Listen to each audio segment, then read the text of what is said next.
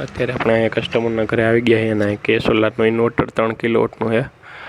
મોટા વડાડાના પાટી આવી ગયા છે અને રાજકોટથી અહીંયા સુધીનું ભાડું 37 રૂપિયા છે. અને અહીંથી અત્યારે હવે મેં અહીંયા સ્ટેબિલાઇઝર મૂકવાનું કહી દીધું છે. એટલે જય શ્રી કૃષ્ણ મિત્રો, આજે આપણે જવાનું છે મોટા વડાલા અને મોટા વડાલાથી આપણે કાલાવડ જવાનું છે, કેમ કે બંને જગ્યાએ ઇન્વર્ટરનો પ્રોબ્લેમ છે. મોટા વડાલામાં ઇન્વર્ટરમાં ટ્રીપ મારી જાય છે અને કાલાવડમાં કંઈક જનરેશન નથી થતું, એવું કંઈક છે. એટલે આપણે આ બંને જગ્યાએ ઇન્વર્ટર જોવા જવાનું છે. અને દિવાળી હજી 2 દિવસ જો આજે ધનતેરસ છે.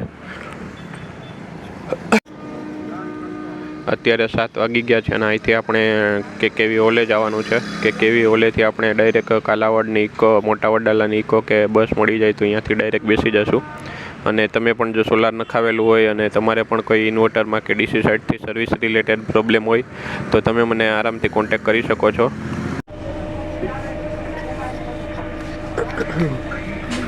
તો અત્યારે આપણને બસ મળી ગઈ અને અહીંથી કેવીની આપણે ગ્રીનલેન્ડ ચોકડીથી ડાયરેક્ટ કેવીની જ બસ મળી ગઈ છે. અડધી કલાક પછી આપણે કેવી પહોંચી જાઉં. અને આજે ધનતેરસ છે એટલે કોલેજમાં બધી રજા પડી ગઈ છે દિવાળીની, એટલે કોઈ છોકરા દેખાતા નથી. જો આવું બસ ખાલી છે.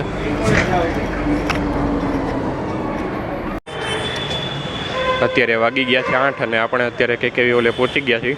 હવે અહીંથી બસ કે ઇકો જે કંઈ પણ મળે તેમાં આપણે મોટા વડાળા પહેલાં જવાનું છે. એટલે મોટા વડાળાના પાટી અહીંયા ઉતરી જાય અને અહીંયાથી આપણે કાલાવડ જવાનું છે. મોટા વડાળા એક ઇન્વર્ટર રિપેરિંગ કરીને કાલાવડ જઈશું આપણે. અત્યારે વાગી ગયા છે 8:20, 15-20 મિનિટ હું અહીંયા કેવી ઓલે ઊભો હતો ત્યાં આપણે રાજકોટ કાલાવડની લોકલ બસ આવી ગઈ છે અને એ મોટા વડાળાના પાટી ઊભી રહે.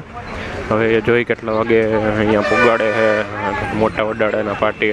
અને અહીંયાથી પછી આપણે અંદર જવાનું હોય, કેમ કે આ રાજકોટ કાલાવડ રોડ ઉપર ઉતારશે અને અહીંયાથી મોટા વડાળા થોડુંક અંદર થાય છે, એટલે અંદર જવું પડશે. અત્યારે વાગી ગયા છે 9:30 અને આપણે અત્યારે મોટા વડાળાના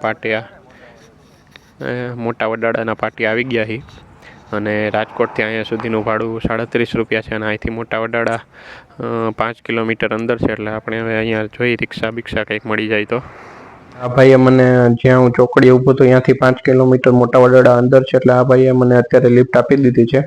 અને અત્યારે આજે હું ભાઈના સ્પ્લેન્ડર ઉપર જાઉં છું. એ ભાઈ પણ મોટા વડાળા પહેલી વાર જ આવે છે, એટલે અને મેં પણ મોટા વડાળા કોઈ દી જોયું નથી.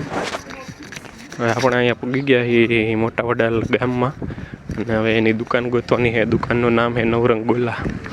એટલે હવે અહીંથી મેઇન બજાર જ છે. મેઇન બજારમાં ક્યાંક આગળ આવે છે દુકાન. અત્યારે આપણે અહીંયા કસ્ટમરના ઘરે આવી ગયા છીએ અને કે સોલારનું ઇન્વર્ટર 3 કિલોવોટનું છે અને અત્યારે ટ્રીપ મરી જાય છે. એસીડીબી અને ડીસીડીબી બે તો કમ્પ્લીટ છે, પણ આ જે ઇન્વર્ટર છે ને એ ટ્રીપ મરી જાય ને 3 કિલોવોટની સિસ્ટમ છે. હવે તમે ઇન્વર્ટરને ડિસ્પ્લેમાં જોઈ શકો છો કે સિસ્ટમ લોડિંગ તેવું લખેલું આવે છે. અને તેના પછી આપણે 22 કે 23 સેકન્ડ જેટલી 22 સેકન્ડ આવે છે વેઇટિંગ લખેલું. અને આ 22 સેકન્ડ પૂરી થાય પછી તરત ડિસ્પ્લે ઓફ થઈ જાય છે. એટલે કે સોલારનું જે ઇન્વર્ટર છે તેમના અંદર જે સર્કિટ છે તેમાં કંઈક પ્રોબ્લેમ છે, એટલે આપણે કે સોલારમાં કમ્પ્લેન કરાવવાની છે અને તેના પછી આ ઇન્વર્ટર રિપ્લેસ થઈ જશે. હવે આપણે અહીંયા મોટા વડાળાનું કામ પૂરું થઈ ગયું અને અહીંથી હવે કાલાવડ જવાનું છે. અત્યારે પાછા અહીંયા કાલાવડ રોડ ઉપર આવી ગયા છીએ.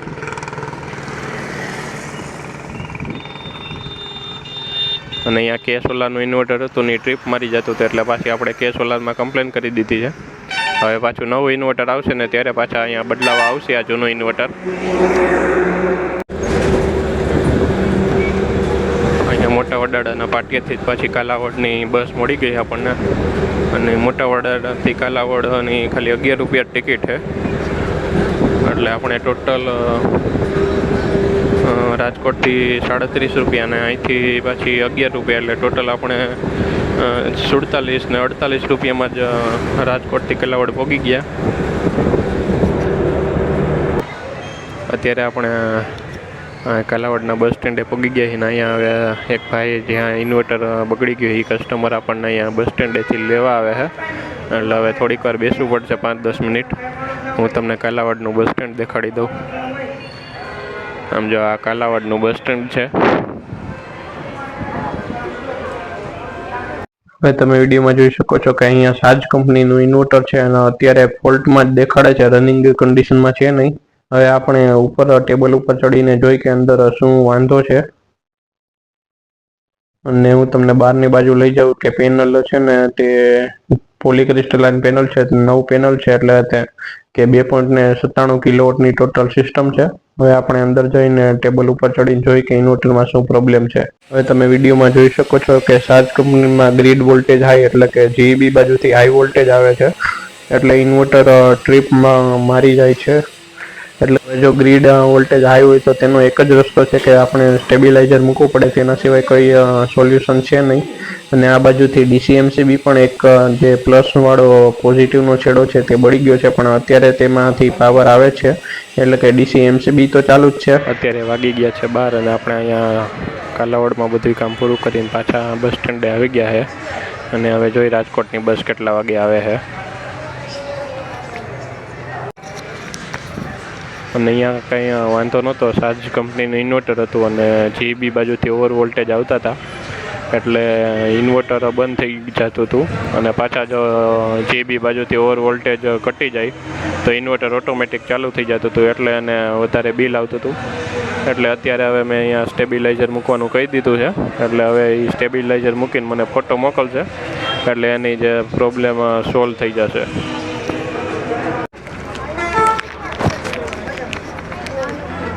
રાજકોટવાળી બસ આવી ગઈ, 5 થી 10 મિનિટ બેઠો ને ત્યાં જ રાજકોટની બસ આવી ગઈ. હવે આપણે રાજકોટ 1 વાગ્યાના આજુબાજુ તો પહોંચી જશું. અત્યારે ધનતેરસ છે આજના, પણ ટ્રાફિક બહુ છે નહીં, થોડો ટ્રાફિક છે બસમાં તો.